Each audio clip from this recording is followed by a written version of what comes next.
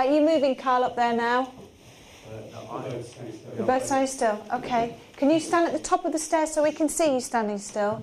I am. I'm right at the top of it. And I'm standing right next to Guy now. Okay. Can you walk towards us?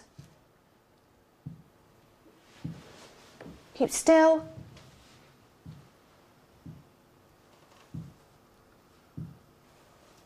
Come on.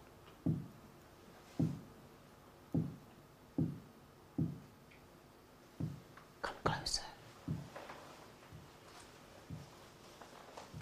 Let's just walk right by us. It's upstairs. Yes, we go right. Yeah. Matt's confirming it's upstairs. Should we all come upstairs?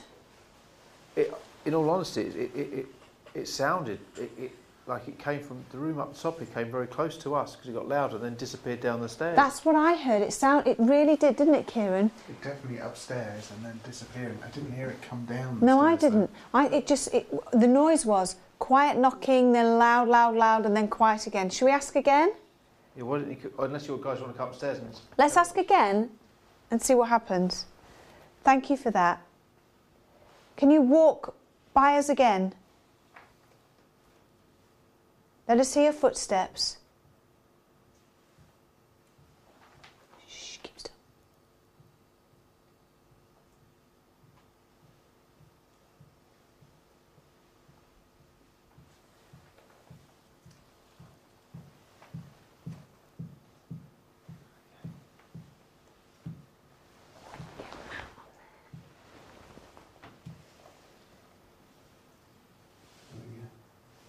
Done it again. Do you hear that, Kieran? Yeah, undeniable. Guy, can you confirm that? Yeah, it did say it was something distant there because they stopped. Okay. Kind of near us.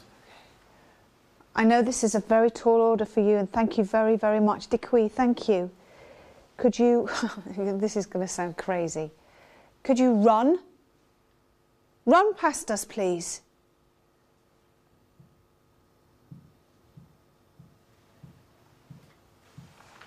Keep still. Okay.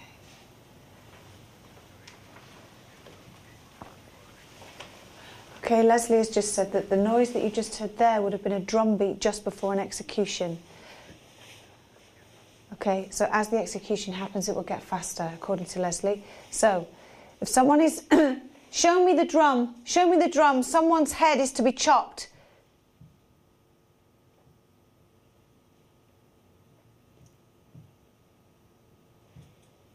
Keep still.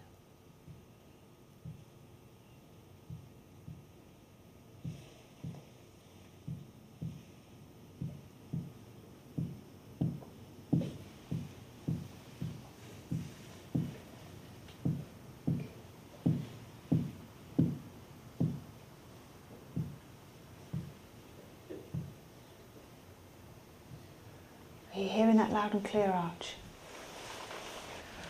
What do you make to that, Kieran? Well, yeah, Leslie's saying it's drumming.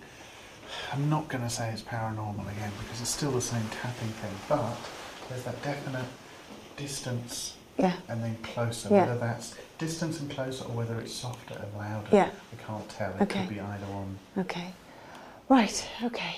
Why don't you guys come upstairs? Let's do that. Is it definitely sounding, Matt, still like it's coming from upstairs to you? It feels like it's almost like, I don't know whether it's coming from downstairs or the Matt? other room. It's closer to us. Upstairs to me. Come right to this. Yeah, Matt's saying sound-wise it sounds like it's definitely coming from up here. Oh, God, yeah, right, got you. God, it's so easy to feel dizzy in this house, this bit. The floor is so uneven and it gives this horrible drunkard feeling, you know, it's a real higgledy-piggledy place. Is this outside? No. Oh, what's this? This is the actual tower itself. Oh, wow. Behind these outside. Oh, wow, this is amazing. Is this the echoey place? Carl? One of the echoes. So we need to whisper in here, don't we, because of the echo? Yeah. This isn't the one we did earlier. It's still very echoey there, isn't it? Just so you know, at home, Matt. Okay, guys, go for that glass. Okay, guys.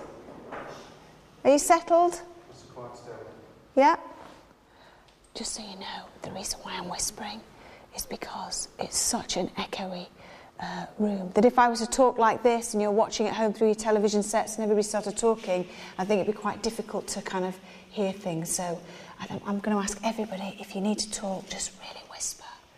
It shouldn't be a problem for Kath Howe. I know. Okay, I'm going to call out now. If there's anybody here.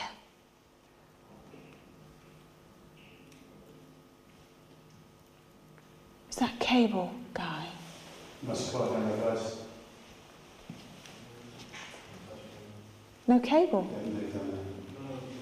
No one's moved?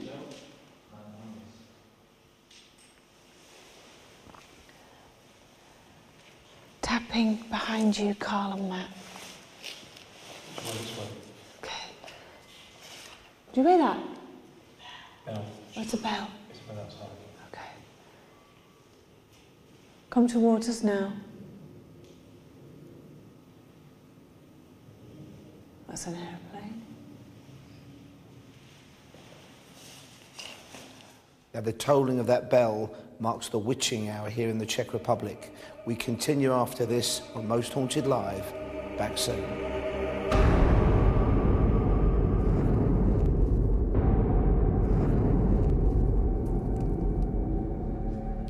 Welcome back to Most Haunted Live, our penultimate night of a four-night investigation in and around the Czech Republic capital of Prague. Lots of information coming through tonight. What better woman to put it to than our academic and historian, Leslie Smith. Every time we get any facts or dates, we get Leslie to work hard and cross-reference them. And we've had lots of different information coming out tonight, Leslie, and this is a very rich historical area, isn't it? It's absolutely incredible. And the building they're in at the moment, I can confirm now that soldiers were in fact garrisoned where they are.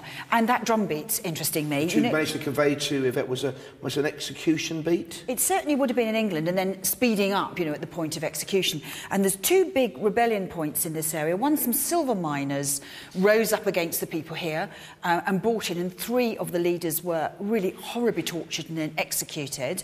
And the other one was a rebellion that happened against the Habsburgs. So there was an uprising, and the man who led that, unfortunately, had a red-hot poker stuck into his kidney through his waist, and he was in such agony he bit his tongue off and hemorrhaged and choked to death that way. So there was some really grim, distressing things happened in this place. Earlier, when you were taking part in a vigil in this castle, you seemed to come across shackles and stuff. Would people have actually been tortured here? Were there torture devices? Oh, they most definitely were tortured. I mean, the pieces that we're seeing are almost certainly replica. But in fact, even the Iron Maiden, which was disputed for some years, was in fact developed in southern Germany. Looked like a sarcophagus. You were put in. It was full like of a big coffin. That's right. You were put in it and had very sharp nails, and they were gradually pressed until you met. Sorry to make you jump. Until you met, there were also things to go straight through the tongue for people who talk too much. Bit of a worry for me. And things certainly involving removing nipples and this sort of thing.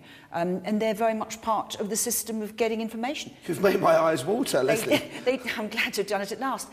They actually didn't want people to die, though. They wanted them to be conscious so that they were able to speak. They didn't want them to go unconscious. They wanted them to speak. Executioners had this, torturers had this fantastic subtlety about them, which was horrific. And most of the rooms smelt of vinegar to keep bringing people back out of unconsciousness. So would this have been common criminals, poachers or thieves here? Well, not here. No. This is nearly always to do with political activists or rebellion.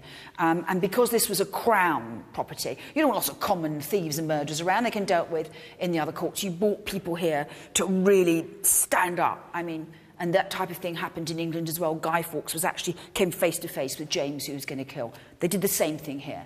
They brought these big rebellion boys in here, and then they taught them a lesson, and how. So no surprise there's this huge intensity of emotion still in the building. I'm not surprised, particularly where they are. It would be absolutely bursting out like a fountain. Thank you, Leslie Smith, for the moment. OK, we've now got to hear from you at home. Julian Clegg and his interactive team are processing all the information you see and sense on the webcams. Let's go straight to Julian now.